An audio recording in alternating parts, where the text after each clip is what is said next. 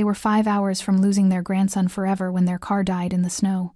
With nowhere left to go, they knocked on the one door in the valley no one dares knock on. And when the Mafia boss opened it, they begged, "We can't walk anymore, please." Just one night. What he did next didn't just save the boy. It declared war. If this story pulled you in, go ahead and subscribe so you never miss what's ahead. I've got another unforgettable story coming tomorrow. And while you're here, drop a comment and tell me where you're watching from. I love seeing people tuned in from all over the world. Okay, let's get back into it. The mountain road stretched empty beneath a sky painted in fading gold. Last light. The kind that doesn't linger, it surrenders. One moment the peaks were burning amber. The next they were swallowed by the blue-gray of a winter evening that had made up its mind. Snow fell without hurry, soft and indifferent, dusting the road in a silence so complete it felt almost deliberate. Like the mountain itself had gone quiet to watch what happened next. And what was happening was this. 2 people were walking where no one should have been walking. Jacob moved with the particular dignity of a man who refused to let his body win the argument. His cane, dark wood, worn smooth from years of use, punched into the snow with every step, sinking deeper than it should have. The ground soft and treacherous beneath the fresh white cover. His coat was heavy and olive green, built for weather but not for this kind of distance. Not at this hour, not at his age. Frost had gathered at his eyebrows. His jaw was set. His eyes stayed forward. Beside him, Maria held his arm with both hands. Her gray scarf was wrapped twice around her neck, the fringe trembling in the wind, her white hair pressed flat beneath the cold. She wore the expression of a woman who had long ago decided that fear was a luxury she could not afford, but her lips had gone pale, and her breathing had grown shallow in the last mile, coming in careful, measured pulls, like she was rationing what remained. They had been walking for nearly 2 hours. Their car, a battered thing that had survived 15 winters and broken down on the 16th, sat dead on the road behind them. Hood up, engine cold, no cell signal, no passing vehicles, nothing but the wind and the sound of their own footsteps and the creaking of Jacob's cane against the ice. "Just a little further," Jacob said. He had been saying it for the last 40 minutes. Maria didn't answer. She leaned into him slightly and kept walking. Below in the valley, the small town they had driven from glowed faintly a loose scatter of lights that looked, from up here, almost warm, almost reachable, but the road back was longer than the road ahead, and they both knew it, and neither said so. Then Maria stopped. Not slowly, not gradually. She simply stopped, the way a person stops when something inside them has made a final, quiet decision. Jacob felt the pull on his arm and turned. She was looking at the ground. Her hands had tightened around his sleeve. When she raised her eyes to his, they were not frightened, they were honest, which was worse. "Jacob," she said softly, "I can't walk anymore." The words landed in the silence like stones dropped into still water. Jacob looked at her.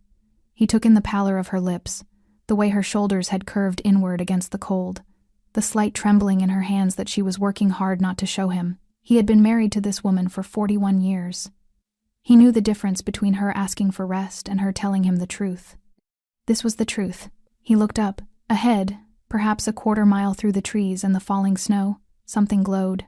Not the scattered warmth of the town below, something larger, more deliberate. A structure. Set back from the road. Tall wooden doors framed in amber light that spilled outward into the dusk like a fire visible from a long distance. Jacob knew this road. He had driven it 100 times in 40 years of living in this valley. He knew every curve, every landmark, every name attached to every property on the ridge. He knew exactly whose estate that was. The knowing settled over him like the cold itself, slow, total, impossible to reason with. Martinho Torres. The name moved through the valley the way certain names do, quietly, carefully, always with something unsaid attached to it. People in town did not speak it loudly. Teachers did not use it as an example. Old men at the hardware store changed the subject when it came up in conversation, not out of hatred, out of something more instinctive than that, the same instinct that makes you step back from a ledge before your mind has finished deciding to. Martinho Torres had built something in this valley. Not a reputation, exactly. A fact. The kind of fact that does not require repeating because it has already been absorbed into the landscape. Like the mountains themselves, simply there, simply true, impossible to argue with. Jacob had never had reason to knock on that door. He had lived his whole life carefully, ensuring he never would. He looked at the estate, then at Maria, her pale lips, her honest eyes, her hands trembling around his arm. Behind them, 10 miles of frozen road, a dead car, and a town they could not reach on foot. Ahead, light, warmth, a door, and the clock. It was already past 7. The deadline, the one that had sent them out onto this road in the first place, the one they had spent an entire week preparing for and still could not fully meet, expired at midnight. Somewhere in the city, in a building Jacob had never seen and never wanted to, their grandson was being held by men who did not make empty promises. 5 hours. Jacob squared his shoulders. He tightened his grip on his cane. He felt Maria's hands on his arm, cold, trembling, trusting. He was a man who had spent his whole life avoiding the kind of trouble that lived up this road, but the trouble had already found them. It had found them 8 days ago, in the form of fists hammering on their front door at 2 a.m. and men dragging Daniel into the dark. The trouble had already made its choice. Jacob could only make his. "Come on," he said quietly. They walked. The snow fell softly around them. The amber light at the ridge grew closer with each step. The great wooden doors came into full view, wide, solid, built to keep the world out. Jacob raised his hand and knocked. For a moment, nothing. Then the sound of a lock disengaging, a handle turning, and the door swung open, and warm golden light fell across the snow, and the cold, and 2 elderly people standing in the dark. The man in the doorway was tall, black suit, no tie. He held the door handle with one hand, the tattoos visible there, and at his neck, crawling upward from beneath his collar. His dark hair was swept back. His face gave nothing away. His eyes moved over them both slowly, carefully, the way a man looks at something he has not decided the meaning of yet. Silence. Jacob swallowed. "We can't walk anymore," he said quietly. "Please, can we stay one night?" The inside of the estate was warm. That was the first thing Maria noticed. Not the marble floors, not the high ceilings, not the quiet that settled over everything like a second layer of snow. Just the warmth pressing against her cold skin like a hand placed gently on a shoulder. Her body received it the way starving things receive food. Slowly, carefully, as though it couldn't quite believe it was real. Martinho had said nothing more after "come inside." He had simply stepped aside, and they had crossed the threshold, and the door had closed behind them, and that was that. A man appeared, younger, broad-shouldered, moving with the quiet efficiency of someone who understood that in this house you did not ask questions, you simply responded to them. Blankets appeared. Thick, dark, expensive, towels, a tray with 2 cups of tea that steamed in the warm air. Maria wrapped both hands around her cup and said nothing. Jacob sat beside her on the edge of a long sofa and stared at the floor. Martinho stood a few feet away, watching them with the same unreadable expression he had worn at the door. He had not sat down.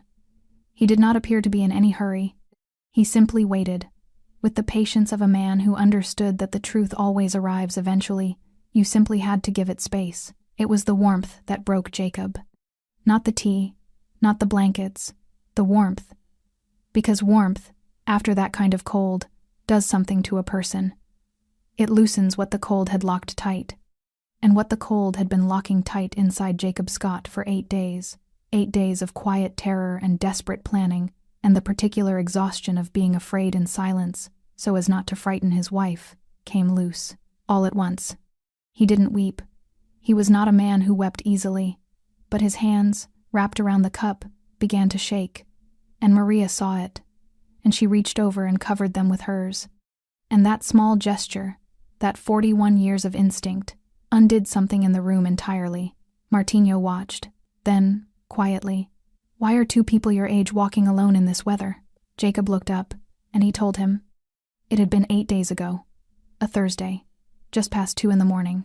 Jacob had been asleep when the knocking started, not knocking really.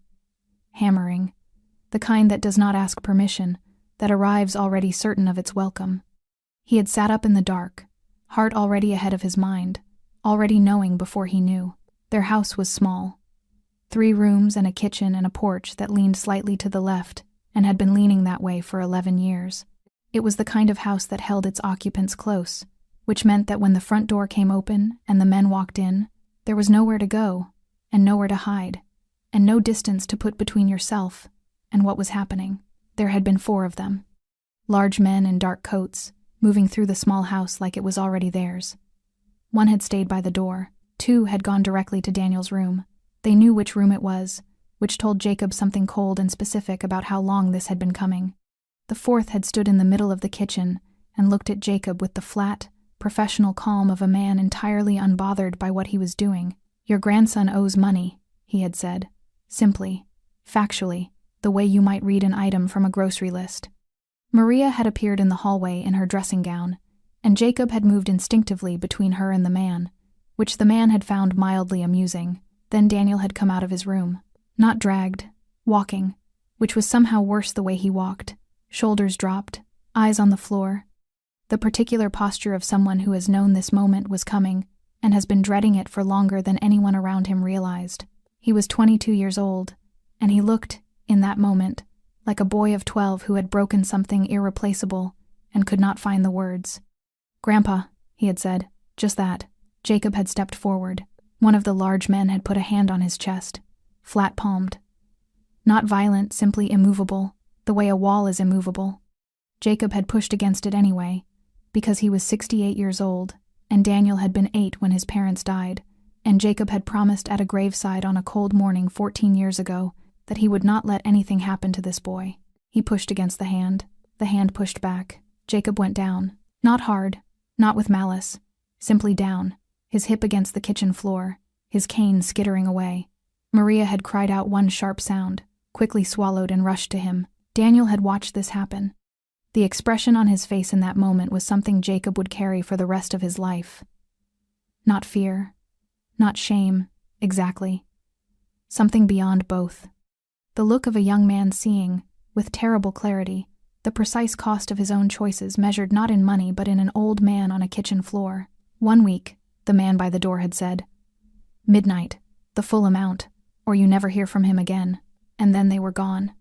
And the house was quiet again, and Maria was on her knees beside Jacob, her hands on his face, and Daniel was no longer in the room. Jacob stopped talking. The teacup in his hands had gone still. The fire in the estate's hearth moved quietly in the silence. Maria reached into the pocket of her coat and placed a worn envelope on the table between them and Martinho. It had been folded and unfolded so many times, the creases had gone soft. "We gathered everything," she said. Her voice was steady. It cost her something to keep it that way. Savings, jewelry, everything we had left. She paused. "It's not enough." She looked at Martinho directly. "But it is everything we have." Martinho looked at the envelope. He did not touch it. His jaw had shifted barely, almost imperceptibly at some point during Jacob's telling. Not at the men, not at the debt, at a specific moment, at the name Jacob had mentioned. The man who had sent them, the man who was holding Daniel. Martinho's eyes moved from the envelope to Jacob. "What did you say his name was?" Jacob told him again. The room went very still. And something behind Martinho's expression, something that had nothing to do with 2 elderly strangers on his doorstep, quietly ignited. The fire crackled. Outside, the snow had thickened. It pressed against the tall windows of the estate in soft, soundless waves. The kind of snowfall that doesn't announce itself, that simply accumulates, quietly burying everything beneath it until the world looks entirely different from how it did before. Maria watched it through the glass for a moment. Then she looked back at the man sitting across from them. Martinho Torres had not moved. He sat with the stillness of someone who had long ago made peace with silence, who did not fill it, did not shift uncomfortably inside it, did not reach for words the way most people do when a room goes quiet. He simply occupied it. Like the furniture, like the walls, like something that had always been here and intended to remain. His hands rested on his knees. The tattoos were visible in the firelight dark, intricate patterns climbing from beneath his cuffs and disappearing upward toward the collar of his black jacket. His face was sharp-featured, close-cropped dark beard, hair swept back with the kind of effortlessness that suggested it had simply always fallen that way. He was perhaps 40, perhaps a few years older. It was difficult to tell with men like him, men whose faces had been weathered not by sun or age but by the specific weight of the life they had chosen. He was looking at Jacob with an expression that Maria could not fully read. Not coldness, not warmth. Something more precise than either. Calculation, perhaps, but behind the calculation something else. Something that had shifted in the room the moment Jacob had spoken the name. Something that had not shifted back. "How long ago did they come?" Martinho asked. 8 days, Jacob said. "And the deadline? Midnight tonight." Martinho looked at the window. At the snow. then back. "How much are you short?" Jacob and Maria exchanged a glance, the kind that carries an entire conversation inside it, the shorthand of people who have spent decades learning each other's silences. Then Jacob named the figure, the gap between what they had gathered and what was owed. Martinho said nothing. He rose from his chair. Not quickly, deliberately, the way he did everything, with the unhurried certainty of a man who had never needed to rush, because the room had always been willing to wait for him. He walked to the window and stood with his back to them, looking out at the snow-covered valley below. Maria watched him. She had spent her life reading people not from suspicion, but from the particular attentiveness of someone who had raised a difficult child, buried a daughter, held a family together through losses that should have dismantled it entirely. She had learned to look past what people showed and toward what they were carrying. This man was carrying something. She didn't know what it was, but she recognized the weight of it. "You don't have to be afraid in this house," Martinho said without turning around. His voice was even. Flat, almost but not unkind. "We're not afraid," Maria said. He turned then, looked at her, and something in his expression shifted the faintest adjustment, barely visible, like a door opened an inch and then held there. "No," he said quietly. "I don't think you are." He moved back toward the center of the room. Not toward them, toward the side table near the fireplace, where a phone sat face down. He picked it up, turned it over in his hand once, the way a man handles something he has already decided to use but is taking one final moment to consider. Then he looked at Jacob. "The man who has your grandson," he said. "You said his name." "I want you to say it again." Jacob said it. Martinho's jaw tightened. Not dramatically, not in the way of someone performing an emotion for an audience, in the way of someone privately confirming something they had already suspected, fitting a piece into a shape that had been waiting for it. "You know him," Maria said. It was not a question. "I know of him," Martinho said carefully. "Everyone in this valley knows of him." A pause. "But yes, he and I have history." He did not elaborate, and something in his tone made clear that elaboration was not on offer. He looked at the envelope still sitting on the table. The worn, folded envelope with its soft creases and its insufficient contents. He looked at it the way you look at something that represents an enormous effort made under impossible circumstances, not with pity, but with a specific, quiet respect. He did not touch it. "You're not paying anyone tonight," he said. Jacob frowned. "We didn't come here for charity. We came because we had no other." "I know why you came." Martinho's voice did not rise. It didn't need to. "You came because your car died, and your wife couldn't walk anymore, and there was a light at the top of a hill. That's all." He held Jacob's gaze. "I'm not offering charity. I'm telling you how tonight is going to go." The fire shifted, a log settling. Outside, a sound low, distant, engine deep. Maria turned toward the window. Down the long driveway that curved away from the estate and disappeared into the tree line, headlights were appearing. One set, then another, then a third. Black SUVs, moving in unhurried convoy through the snow. She turned back to Martinho. He was already sliding his phone into his jacket pocket, already straightening his cuffs, already becoming, before her eyes, something slightly different from the man who had opened the door to two exhausted strangers 20 minutes ago. The edges of him sharpened. The stillness changed quality from the stillness of someone at rest to the stillness of something about to move. "Your grandson," he said. "What's his name?" "Daniel," Maria said. Martinho nodded once. Then he walked to the door of the room and paused, one hand on the frame. He looked back at them, Jacob with his worn cane across his knees, Maria with her pale hands wrapped around a cooling cup of tea. Two people who had walked miles through the snow and knocked on the most dangerous door in the valley because they had run out of every other option. He studied them for a moment. "Stay here," he said. "Stay warm." He left the room, and from outside, the sound of engines grew closer, and doors opened, and boots moved across gravel beneath the falling snow. And for the first time in 8 days, something shifted in Maria's chest. Not relief, not yet, but the faint, fragile possibility of it. The room breathed without them. That was how it felt after Martinho left, like the space itself exhaled, releasing something that had been held taut since the moment he had walked back from the window.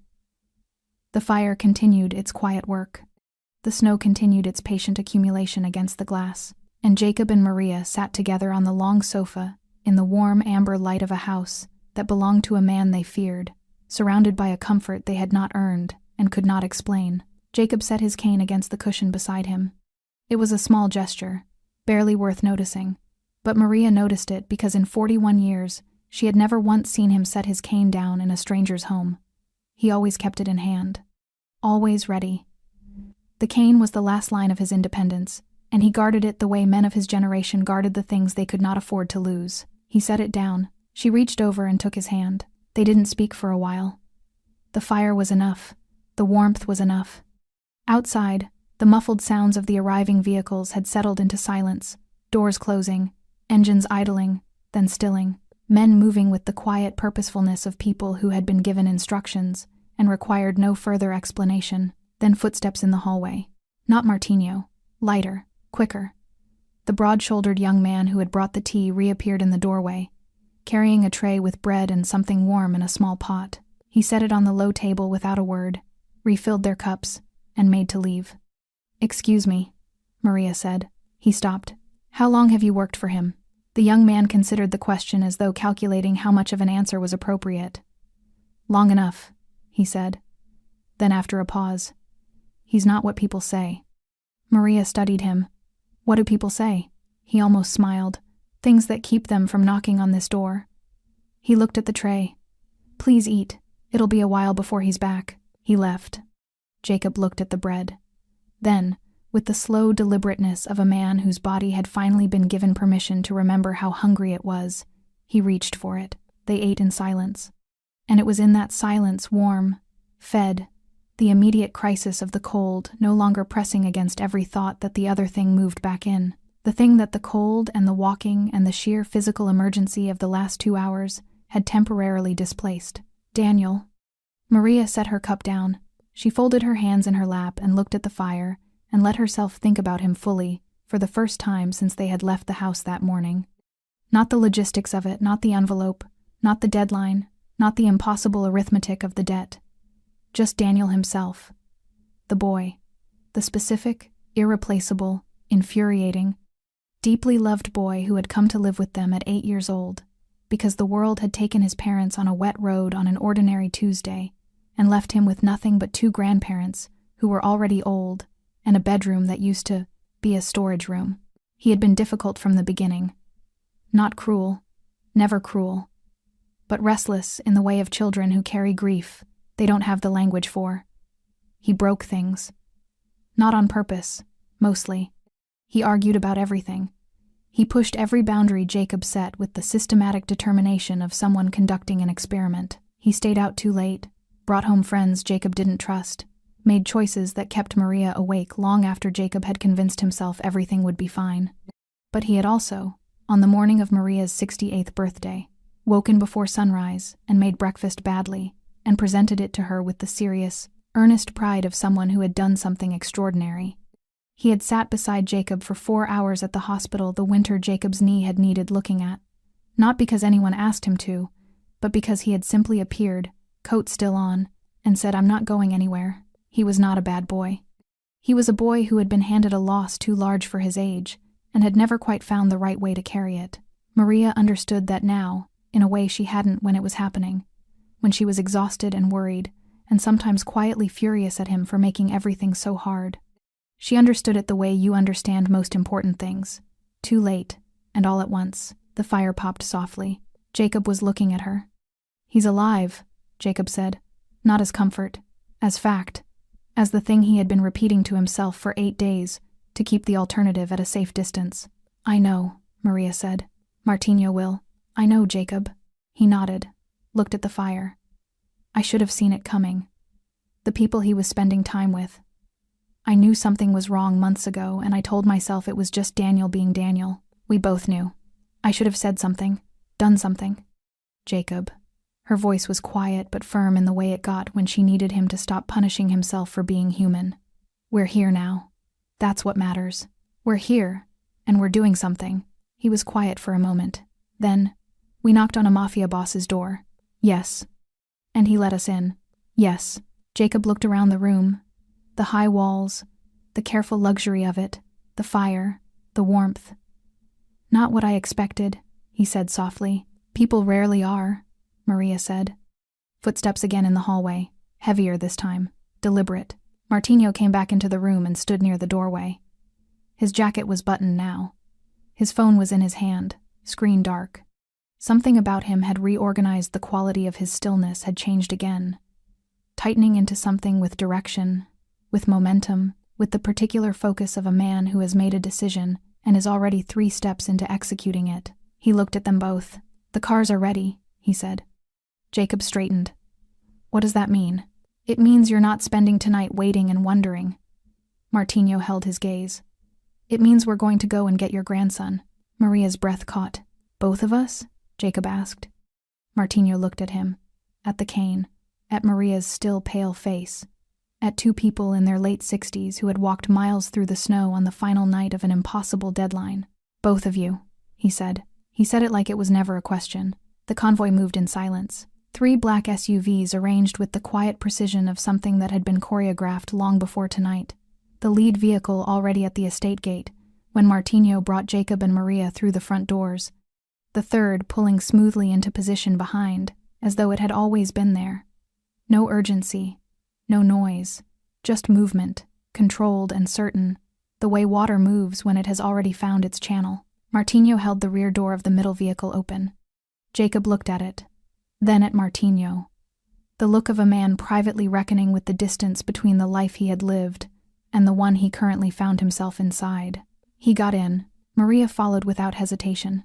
Martino closed the door behind them and moved to the front passenger seat. The moment he sat down, the driver pulled away, and the estate, its warm amber light, its tall wooden doors, its fire still burning in the empty room, receded behind them into the snow. The road wound downward through the trees, dark trunks on either side, headlights cutting white tunnels through the falling snow. Jacob watched the landscape pass and said nothing. Maria sat with her hands folded in her lap, her eyes forward, her breathing even. In the front, Martino was on the phone. He spoke quietly, in short, specific sentences. Not commands, exactly more like coordinates, delivered to people who already understood the map. He listened, spoke again, listened, then ended the call and sat looking at the road ahead with the focused, inward expression of someone running through a sequence of moves before executing them. His lieutenant, a lean, gray-eyed man in the passenger seat of the lead vehicle, visible through the windshield ahead, had asked him privately, before they loaded the cars, why he was doing this personally. Martino had looked at him. "Because it needs to be done correctly," he said. The lieutenant had understood that this was not the full answer. He had worked with Martino long enough to know when the door was open and when it was simply ajar. He had not pressed further. The full answer was more complicated. It had to do with a rival who had, for the better part of 8 months, been conducting himself with the specific recklessness of a man who had mistaken tolerance for weakness. Small violations at first. Territory boundaries pushed 1 inch, then 2. Supply arrangements altered unilaterally. Agreements honored selectively, when it suited, and set aside when it didn't. The kind of behavior that, in Martino's world, carried a clear meaning, not aggression, exactly, a test, a prolonged incremental test of what he could get away with, and how far the silence on the other side of it would extend. Martino had let it run. Not from weakness, from preference. He did not move on problems before he understood them fully. Their dimensions, their roots, the precise point at which they would need to be ended. Patience was not passive in his world. It was its own form of control, but tonight was different. Tonight the man had reached past the boundaries of everything Martino considered negotiable, and touched something that existed entirely outside the logic of business, territory, and debt. He had put his hands on grandparents. Martino's eyes stayed on the road. There was a rule unwritten, never discussed, requiring no enforcement because it was simply understood by anyone operating at any serious level in this world that civilians did not get touched.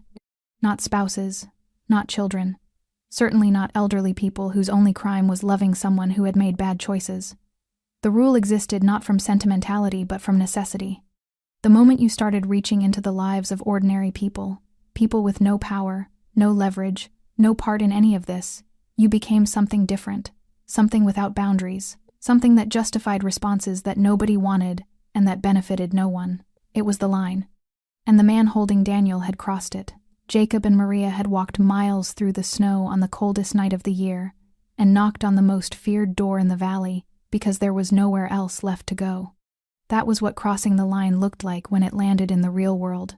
Not in abstract, not in principle, but in an old woman's pale lips, and a man's frost-covered eyebrows, and a worn envelope of money that represented an entire life's savings, and still wasn't enough. Martinho had looked at that envelope. He had not touched it, but he had seen it. He turned slightly in his seat to check on the couple behind him.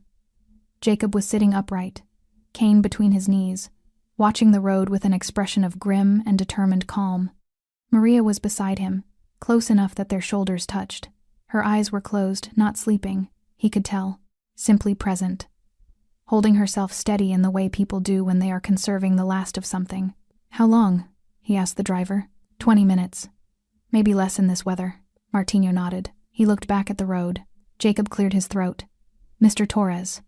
Martinho turned. "We don't want anyone hurt on our account," Jacob said, carefully. The way a man speaks when he is trying to be honest about something that might not be welcome. "We just want Daniel back. That's all we came for." Martinho studied him for a moment. "I understand that," he said. "Do you?" Jacob held his gaze. Not challenging, genuinely asking. "Nobody's going to get hurt tonight," Martinho said. "That's not how I handle things." This surprised Jacob. He could not fully conceal it. The slight adjustment of his expression, the almost imperceptible loosening of something held tight across his shoulders. Martinho looked back at the road. "The man who has your grandson made a mistake," he said quietly. "Not just with your family, with me. Tonight I'm correcting both problems at once." A pause. "Your grandson comes home. The other matter gets resolved. Clean." Silence. Then Maria, eyes still closed, said softly, "And if he doesn't cooperate?" Martinho's jaw shifted once. "He will," he said. The convoy moved through the snow. The lights of the valley fell away behind them. Ahead, the road curved toward the lower industrial edge of the valley floor. Warehouses, dark buildings, the kind of part of any town that exists specifically to conduct business, that the rest of the town prefers not to think about. The warehouse district appeared in the distance, and Martinho straightened in his seat, and the cars did not slow down. The road flattened. The mountain curves gave way to long, straight stretches through the lower valley, bare trees on either side, their branches heavy with accumulated snow, bending slightly under the weight of it, the way people bend under the weight of things they didn't ask to carry. The convoy held its pace, steady, unhurried. The kind of movement that understands it has already won whatever argument the destination might try to make. Inside the middle SUV, the heater ran quietly. Maria had opened her eyes. She was watching the back of Martinho's head, the way his hair was swept back, the tattoos visible above his collar, climbing the left side of his neck, disappearing behind his ear. She had been watching him since his answer about the rival, not with suspicion, with the particular attentiveness she brought to things she was still trying to understand. "Do you have family?" she asked. Jacob glanced at her. The question surprised him not because it was inappropriate, but because Maria had always possessed a specific courage in asking the things other people carefully avoided. Martinho didn't turn around immediately. The road moved beneath them. Snow tapped softly against the windshield. The wipers swept it away in steady, rhythmic arcs. "My mother," he said finally. "She's still alive. In the south. Do you see her often?" A pause. "Not as often as I should." Maria nodded, as though this confirmed something she had already suspected. "And your father?" The silence this time was different in texture. Longer, held from a different place. "He died when I was 11, Martinho said. "Heart attack. Unexpected." "I'm sorry," Maria said. And she meant it in the specific, undecorated way she meant most things, without performance, without filler. Just the plain fact of her sympathy, placed quietly in the space between them. Martinho's shoulders shifted almost imperceptibly. "It was a long time ago." "It doesn't matter how long ago it was," Maria said. 11 is too young to lose a father. A boy that age needs someone to show him how the world works." Another silence. But this one felt different from the ones before it, not closed, not carefully managed. More like something turning over slowly in the dark. "There were men in the neighborhood," Martinho said. "They showed me." He said it without bitterness, without self-pity. As simple fact, the kind of fact that has been examined so many times over so many years, that all the sharp edges have been worn smooth, leaving just the shape of it, just the outline of how one thing had led to another. Maria looked at the back of his head. "Daniel lost his parents at 8, she said softly. Martinho's jaw shifted. Jacob told me. He's not a bad boy, Maria said. The words carried the weight of someone who has said them many times to teachers, to neighbors, to herself in the dark at 2 a.m. He's a boy who was handed something too heavy and never learned how to set it down properly. So he carried it badly. Made it everyone else's problem sometimes. She paused. But he is not bad. I didn't say he was. No, Maria agreed. You didn't. The lead vehicle's brake lights flared briefly as the convoy navigated a long bend in the road. Jacob was watching the trees. His hand had found Maria's at some point in the last few minutes. Neither of them had acknowledged it. Some boys, Martino said, almost to the windshield, don't know how to ask for help. They learn early that asking costs something, so they stop asking. They start taking instead, or borrowing, or doing whatever gets them through, without having to admit they're struggling. A pause. It gets them into rooms they don't know how to get out of.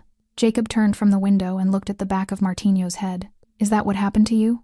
He asked. The directness of it sat in the air. Martino didn't answer immediately. The driver kept his eyes on the road. The heater hummed. Outside, the snow fell in long, patient curtains across the headlight beams. Something like that, Martino said finally. Jacob nodded slowly. Daniel asked for help once, about 18 months ago. Came to me late one evening, sat at the kitchen table, started to say something. He stopped, swallowed. I could see it, he was right there at the edge of it, and I said the wrong thing. Something about responsibility, about consequences. His voice had gone quiet. He closed up, didn't say another word about it. 3 weeks later, he was already in with those men. The SUV moved through the snow. Jacob, Maria said gently. I've thought about that evening every day since, Jacob said. Not to Maria, not quite to Martino either, to the space in front of him. One conversation, one moment, where I chose the speech over the listening, and everything that followed came from that. Martino was quiet for a long moment. Then, you couldn't have known. I should have felt it, Jacob said. He was right there. Yes, Martino said. He was, and he came to you. That matters more than what happened next. He paused. A boy who comes to his grandfather's kitchen table at night looking for a way to say something difficult, that boy is not lost. He just missed the door that time. Jacob looked at the back of his head. Something in his chest shifted quietly, without drama, the way the most significant things tend to move. Tonight, Martino continued, we give him another door. No one spoke after that. The convoy crested a low rise and the valley floor opened before them, flat, dark, industrial. And there, perhaps half a mile ahead, a cluster of low buildings sat beneath the snow. Corrugated rooflines, sparse lighting, a chain-link perimeter running the length of the property. The warehouse. Maria's grip tightened on Jacob's hand. Jacob leaned forward slightly, his eyes fixed on the building where his grandson had spent 8 days in the dark. Martino straightened, picked up his phone, sent one message, put it back, and said quietly and with total certainty, he's in there, and in 20 minutes he won't be. The convoy stopped 200 meters short of the warehouse. No dramatic entrance, no headlights sweeping the building like an announcement. The 3 vehicles simply pulled to the side of the road in the shadow of a long tree line and went dark, engines cutting one after another in quiet succession, like a sentence ending without punctuation. Around them, the snow continued to fall. Indifferent, patient. Martino stepped out first. He stood for a moment in the cold, looking at the warehouse. His breath moved in slow, visible clouds. He didn't button his jacket. He didn't appear to feel the cold the way ordinary men feel it, or if he did, he had long ago decided it was beneath his attention. He turned and opened the rear door. Jacob made to get out. Martino placed one hand gently, but with finality on the doorframe. Not yet, he said. Jacob looked at him. You'll see him soon, Martino said. I need you to stay here until I come back for you.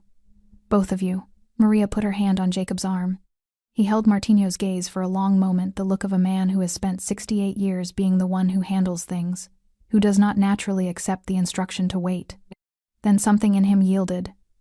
Not weakness, recognition. The understanding that the right thing, in this moment, was to trust. He sat back. Martino closed the door. He spoke briefly to his lieutenant, 2 sentences, quiet and precise. The lieutenant nodded and moved toward the other vehicles. Doors opened.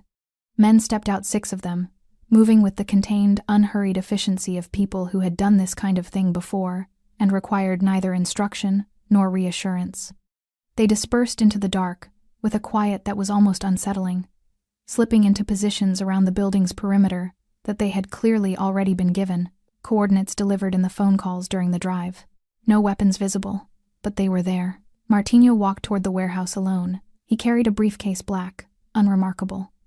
He had retrieved it from the lead vehicle without ceremony, holding it at his side with the ease of someone carrying nothing more significant than paperwork. His footsteps were steady in the snow. His posture was straight. He walked the way he did everything, as though the outcome was already settled, and this was simply the administrative portion of the evening. The warehouse had a single steel door on the near side, lit by one bare bulb above the frame, casting a weak yellow circle into the snow. A man stood outside it, large, coated, watching Martinho approach with the particular alertness of someone who recognizes what they are looking at and is recalibrating accordingly. Martinho stopped 3 feet from him. "Tell him I'm here," he said.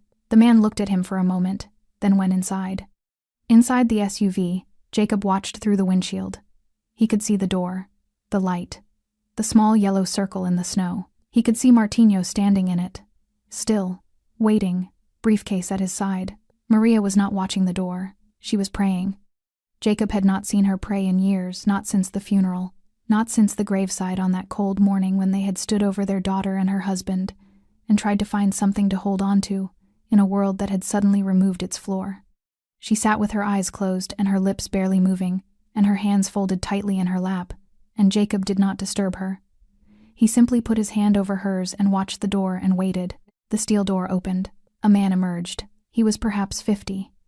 Heavy-set, with a thick jaw, and the kind of confidence that sits permanently in the shoulders of men who have never yet encountered something they couldn't buy their way out of.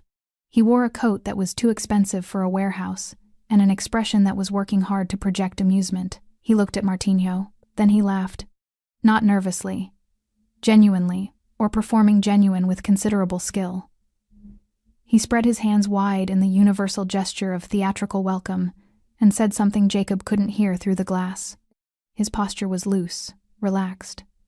The posture of a man on his own territory who considers the arrival of another man a form of entertainment. Martinho said nothing for a moment. Then he set the briefcase on the ground between them, opened it. Even from 200 meters, in the dark, Jacob could see the contents, the neat, substantial weight of it. The rival looked down, his amusement recalibrated, not disappearing, but adjusting, tightening. Martinho spoke. Jacob still couldn't hear the words. But he could read the shape of them, the economy of them, the flatness of delivery, the way Martinho's body did not shift or lean or perform any of the physical language of negotiation. He was not negotiating. Maria had opened her eyes. "What's happening?" she whispered. "He put money on the ground," Jacob said. "A lot of it." The rival looked at the briefcase, looked at Martinho. Something in his expression moved a flicker of something beneath the confidence. Not fear yet, but the earliest ancestor of it. Then Martinho said something else. 4 words, perhaps 5. Jacob couldn't read them. But he saw what happened when they landed. The rival's amusement collapsed. Not gradually, not with dignity. All at once, like a structure whose load-bearing element has been abruptly removed. His shoulders came down. His chin came up defensively, which is what chins do when the rest of the body has already understood something the mind hasn't caught up to yet. Because around the building, from the shadows at the perimeter, from behind vehicles, from the dark spaces between structures that the single bare bulb couldn't reach, Martinho's men stepped forward. Not rushing, not dramatic. Simply appearing, present, positioned, and entirely unhurried. The rival looked left, then right, then back at Martinho. Martinho looked at him with the expression of a man watching something confirm exactly what he had expected. The steel door behind the rival opened again, and Daniel appeared in the doorway. Jacob made a sound, not a word, not a name. Something below language.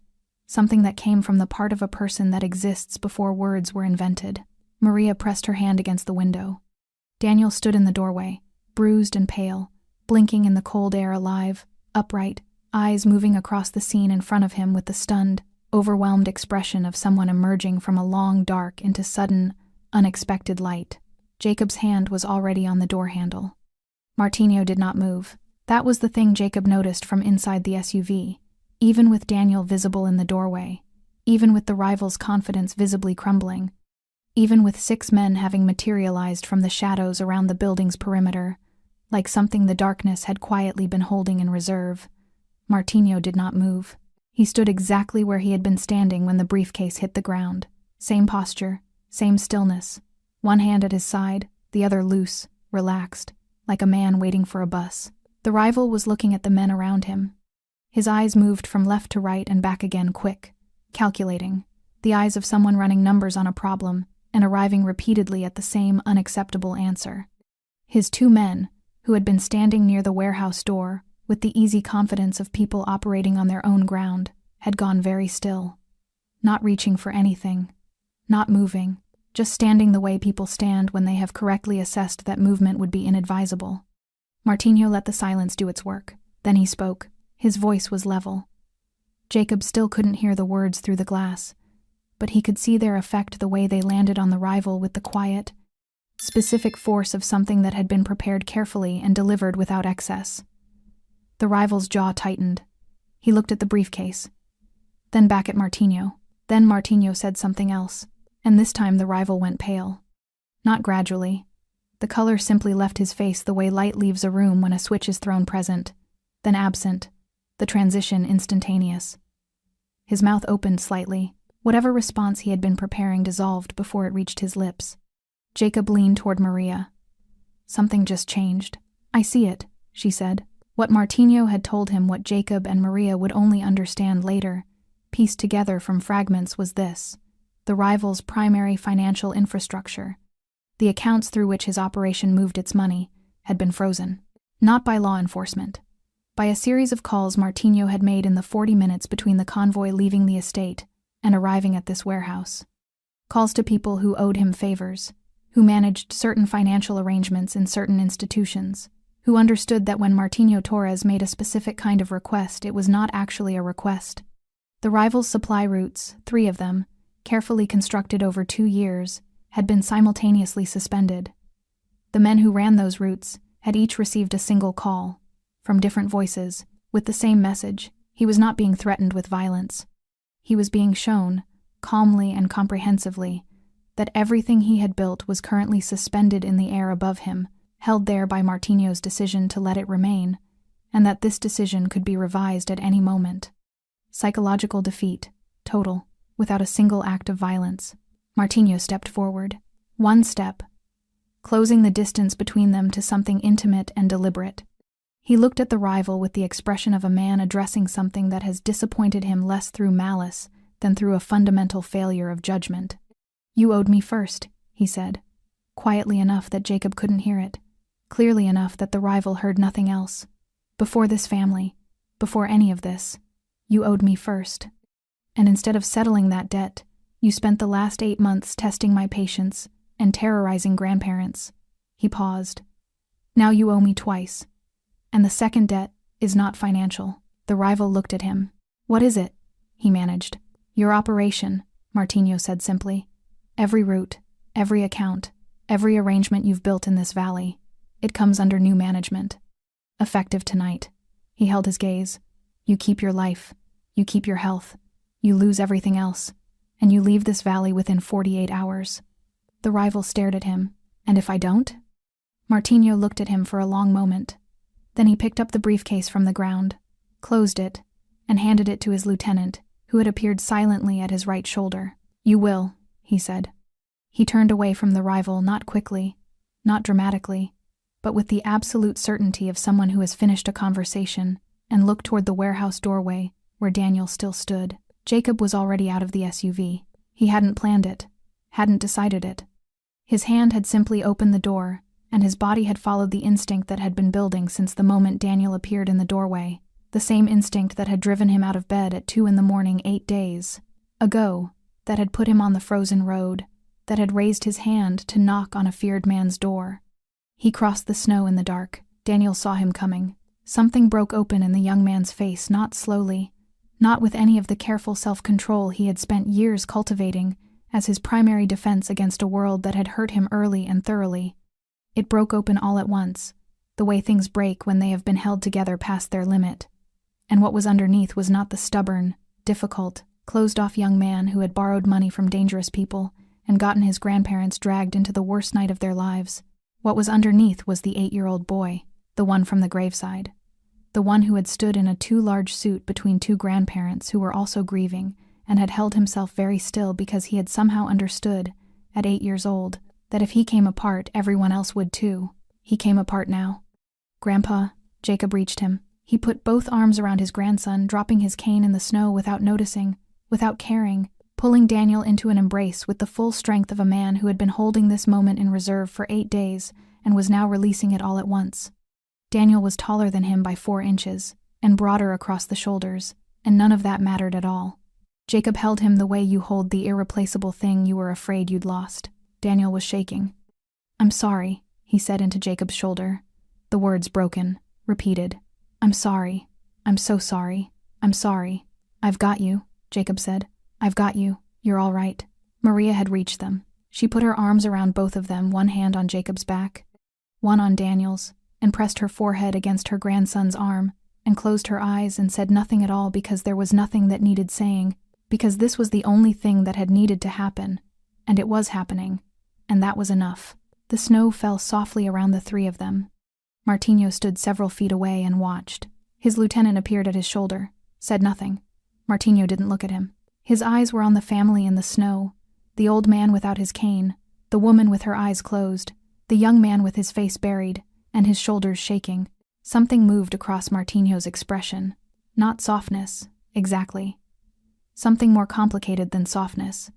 The particular expression of a man who is witnessing something he recognizes from a great distance. Something he has no personal map to but understands nonetheless, the way you can recognize a language you've never spoken. He looked away, picked up Jacob's cane from the snow, held it. When Daniel had steadied enough to lift his head, when the shaking had reduced to something manageable, when the 3 of them had simply stood together in the cold for long enough that the worst of it had passed, Martinho walked over. Daniel saw him coming and straightened instinctively, some defensive reflex firing even now. His eyes were red. His face was bruised along the left jaw. His lip had been split at some point in the last 8 days, and had healed badly. Martinho held out the cane to Jacob, who took it without a word. Then he looked at Daniel. He studied him for a long moment, the bruises, the red eyes, the posture of someone braced for one more thing to go wrong. "You know who I am?" Martinho asked. Daniel nodded. "Then you understand that I'm not someone who makes statements he doesn't intend to keep." He held the young man's gaze. "You put these 2 through something they should never have had to survive. You stress them again in any way, for any reason, and I will know about it." He let that land. "Do you understand me?" Daniel swallowed. "Yes," he said, his voice raw, genuine. Martinho looked at him for one more moment. "Good," he said. He stepped back, and the convoy waited in the snow, engines starting one by one, and the rival stood in the warehouse doorway watching everything he had built evaporate quietly into the cold night air, and Jacob held his grandson's arm, and Maria held Jacob's hand, and they walked back to the car. They drove back through the snow in silence, not the silence of discomfort or unresolved tension, the silence of people who have passed through something together and arrived on the other side of it, and don't yet have the words for what that means. The kind of silence that is not empty but full, weighted with everything that had just happened and everything that had almost happened, and the thin, dizzying distance between the two. Daniel sat between his grandparents in the rear of the middle SUV. He was too large for the space, broad-shouldered, long-legged, folded slightly inward, the way tall people fold in confined spaces. His hands rested on his knees. He was looking at them, not at the road, not at the back of Martinho's head in the front seat, but at his grandparents, back and forth. Jacob to Maria, Maria to Jacob, as though he was checking that they were real, as though some part of him was still in the warehouse, still in the dark, still not certain that this was actually happening. Maria kept her hand on his arm. She had not removed it since they got in the car. Jacob stared at the road ahead. His jaw was working slightly, the private, internal effort of a man processing something too large to hold all at once, breaking it into smaller pieces, and working through them methodically. His cane stood between his knees. His hands on top of it were steady now, steadier than they had been in the warehouse, steadier than they had been for 8 days. "Are you hurt?" Maria asked Daniel. She had asked it twice already. She would ask it again. "I'm okay," Daniel said. The same answer. But this time he said it differently, not dismissively, not the reflexive self-sufficiency he had cultivated since childhood. He said it looking at her. Present, meaning it as comfort, not deflection. Maria looked at the bruise along his jaw. That needs looking at when we get home. It's fine, Gran. It needs looking at, she said firmly. And the firmness of it, the absolute ordinary domestic authority of it. The way it sounded exactly like every other time she had insisted on something for his well-being over 22 years, made something loosen in Daniel's face. His throat moved. Okay, he said quietly. Okay. The convoy moved through the lower valley, retracing the route they had driven an hour before. The warehouse district fell away behind them. The trees returned on either side. The snow kept falling, gentle and constant, covering the road behind them as they went, as though the landscape itself was closing over the evening, smoothing it back into white, returning everything to the clean, unmarked surface of before. Martinho had not spoken since they got in the car. He sat in the front passenger seat looking at the road ahead, with the expression of a man who has completed something, and is now simply allowing the completion to exist, without adding anything to it. His phone was in his hand, but the screen was dark. He was not making calls. He was not issuing further instructions. He was, for the first time since Jacob and Maria had knocked on his door, entirely still. Daniel looked at the back of his head. He had known the name Martinho Torres the way everyone his age in the valley knew it, not from direct experience, but from the way the name existed in the atmosphere of certain conversations, certain places, certain silences that fell when it was mentioned. He had known it as something to be respected from a distance, something that existed in a separate register from ordinary life. He had not expected this. He had not expected the cars in the snow, or the briefcase, or the way the rival's confidence had evaporated without a single act of violence. He had not expected to be walked out of that warehouse and handed back to his grandfather by someone the entire valley feared. He had not expected to feel, toward this man, something close to gratitude. "Mr. Torres," Daniel said. Martinho turned slightly. "Thank you." He said it plainly, without performance. The way young men say things when they have been humbled past the point where pride has any function left. I don't know why you did this, but thank you." Martinho looked at him for a moment. "Your grandparents walked miles through the snow tonight," he said. "In the cold. On the last night of a deadline they couldn't meet, because they were not willing to leave you in that building." He held Daniel's gaze. "That's why I did this. Because of them." A pause. "Remember that." Daniel looked at Jacob. Jacob was looking at the road, but his jaw had tightened the particular tightening of a man absorbing something he will carry for a long time. Daniel looked at Maria. She was watching him with the expression she had worn his entire life, that specific, steady, inexhaustible look that he had taken for granted for 22 years, that he had sometimes found suffocating in the way that the things we most need can feel suffocating when we are young and foolish enough to think we don't need them. He had never been so grateful for it. "Gran," he said. His voice broke on the single syllable. "I know," she said. She squeezed his arm. "I know, sweetheart. I'm going to—" He stopped, started again. "I'm going to fix this. All of it. I'm going to—" "You don't have to say it tonight," Maria said gently. "You just have to mean it." He nodded, eyes wet. "I mean it." The estate appeared ahead through the trees, the amber light still burning behind the tall wooden doors, exactly as they had left it. The fire inside still going, the warmth still present and waiting like something that had expected them to return. The convoy pulled through the gate. The cars stopped. Martinho got out first and opened the rear door. Jacob descended carefully, Cain finding the snow. Maria followed. Daniel unfolded himself from the back seat and stood in the cold night air and looked up at the estate and exhaled a long, slow breath that turned white in front of him and dissolved. Martinho reached into the car and retrieved the worn envelope. He held it out to Jacob. Jacob looked at it. "The debt," he started. "Is handled," Martinho said. "Keep it." Jacob stared at the envelope in Martinho's outstretched hand, at the soft creases worn into it from a week of folding and refolding, at everything it represented: the jewelry sold, the account emptied, the full weight of two people's lives distilled into insufficient paper. He took it. He couldn't speak. Martinho looked at Daniel one final time. "I meant what I said," he told him quietly. "I'll be watching." Daniel met his eyes. "I know." Martinho held his gaze for one more moment. Then he nodded once, brief, final, and turned toward the estate's doors. and the snow fell softly around the three of them standing in the driveway, and Jacob put his arm around his grandson's shoulders, and Maria leaned into both of them, and for a long moment, none of them moved. They simply stood together in the cold. Hole. The snow stopped just before sunrise. It ended the way it had begun, without announcement, without ceremony, simply ceasing at some point in the early hours, so that by the time the first pale light began pressing through the tall windows of the estate, the world outside was still and white and completely unmarked, fresh, as though the night had never happened, as though the road and the warehouse and the frozen miles and everything in between had been covered over and smoothed away and returned to silence.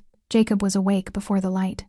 He had slept a few hours, deep and dreamless in a way he hadn't managed in 8 days in one of the estate's guest rooms, in a bed that was too large and too quiet and too far from everything familiar, and had nonetheless claimed him the moment he lay down. Maria had slept beside him, and he had known by her breathing within minutes that she was under.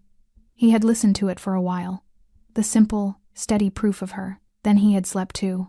Now he sat in the chair by the window, looking at the white valley below. His cane leaned against the wall, his hands rested in his lap. He was not thinking about the debt, or the rival, or the 8 days just past, or the envelope now folded inside his coat pocket. He was thinking about Daniel asleep somewhere in this house, breathing, alive, here, and he was letting that simple fact wash over him in slow, repeated waves. Enough. It was enough. The door opened softly. Maria came in fully dressed, her gray scarf back around her neck, her white hair combed, carrying 2 cups of tea the way she had carried tea through every difficult morning of their lives together steadily, practically, as though the act of carrying something warm toward another person was itself a form of reassurance. She handed him his cup and sat on the edge of the bed. They watched the valley together in the early light. "Daniel's still asleep," she said. "Good. He needs it." "He does." A silence. Comfortable. The kind built over decades. "We should thank him properly before we leave," Maria said. Jacob nodded. "I don't know how." "Neither do I," she said. "We'll find the words." They found Martinho in the main room, standing at the tall windows with his back to the door, looking out at the snow-covered valley below. He had changed into a dark shirt. His jacket was draped over a chair. He was holding a cup of something coffee, perhaps with both hands, and he was very still. And he was looking at the valley with the expression of a man engaged in a private conversation with himself that had been ongoing for some time. He heard them and turned. "You should have slept longer," he said. "We slept enough," Jacob said. Martinho looked at them both, still carrying the same quality of assessment he had worn since the moment he opened the door. But something in it had shifted over the course of the night. The calculation was still there, but something alongside it now, something that hadn't been there before. Maria crossed the room toward him. She stopped in front of him and looked up at him. This man a full head taller, this man the valley feared, this man with the tattoos climbing his neck and the unreadable eyes and the quiet, total authority, and she placed her hand on his arm. He looked down at it. "You could have been anything," she said softly. He didn't answer immediately. His eyes moved to the window, to the valley, to the white, unmarked landscape stretching out below the ridge. "I became what I had to," he said, quietly, without self-pity, without defensiveness, just the plain, examined fact of it. Jacob stepped forward and extended his hand. Martinho looked at it. Then he took it. Jacob gripped it firmly, the grip of a man who has built things with his hands and means what he expresses through them. "You gave us our family back," Jacob said. "There's no repaying that. I know that. I'm not going to insult you by pretending otherwise." He held his gaze. "But I want you to know that we see you. Not what people say about you. You." The man who stepped aside and said, "Come inside." He paused. That man can still choose what comes next. Martinho looked at him. Something moved behind his eyes, deep, slow. The movement of something large, shifting position in dark water. "My father would have been your age," he said, so quietly it was almost to himself. Jacob didn't let go of his hand. "Then choose what he would have wanted," he said simply. The room was still. Daniel appeared in the doorway, sleep-rumpled, a borrowed jacket too short at the wrists. He looked at the 3 of them, his grandparents, the man who had walked into a warehouse and brought him out of it, and he stood quietly, not interrupting, understanding without being told that something was happening in this room that was larger than him. Martinho looked at the boy. "Take care of them," he said. Daniel nodded. "I will." I mean it. I know, Daniel said. I know you do. They left as the sun was fully rising. Jacob and Maria in the back seat of one of the estate's cars. Martino had insisted. And Jacob had not argued because Maria's knees were not equal to the walk back to their broken-down vehicle on the mountain road. And he knew it. Daniel sat beside them, his shoulder against Maria's, her hand on his arm. Martino stood at the top of the estate's front steps and watched the car move down the long driveway, through the gate, and onto the road. He stood there until it was gone. Then he went inside. He found his lieutenant waiting in the main room with the day's business already organized, calls to return, arrangements to confirm. The ordinary machinery of his operation waiting patiently for his attention. He looked at the stack of items on the table. "One change," he said. His lieutenant looked up. "Civilian debts," Martino said. "We don't collect them anymore. Anyone who comes to us owing money because they borrowed from someone else, we clear it, and we walk away. No collection. No interest." He held his lieutenant's gaze. "The operation doesn't touch people who have no part in this world. Not their families, not their grandparents. Nobody." His lieutenant looked at him for a moment. "That's a significant change," he said carefully. "Yes," Martino said. He walked to the window. Below, the valley was bright with new snow. The road was white and empty and clean in the morning light. Somewhere on it, a car was carrying 3 people home. He thought about what Jacob had said. Choose what comes next. He thought about his father, the 11-year-old version of himself who had stood in a kitchen while men from the neighborhood explained how the world actually worked. He thought about Daniel, sitting in a warehouse for 8 days because nobody had shown him another door. He thought about Maria's hand on his arm. You could have been anything. He looked at the valley for a long time. The snow was bright. The sky was clear. The world outside was unmarked and white, and full of the particular possibility that only exists in the hours after a storm, when everything has been covered over, and the next marks on the surface will be the ones you choose to make. He thought about what kind of marks he wanted to leave. He didn't have an answer yet. He suspected it would take longer than a morning to find one.